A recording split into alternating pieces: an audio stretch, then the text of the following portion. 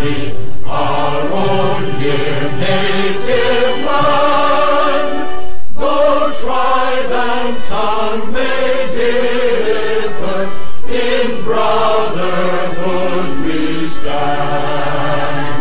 Nigerians old and proud to serve our sovereign motherland.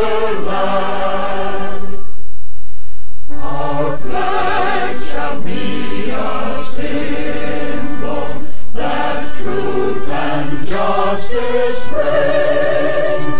In peace or battle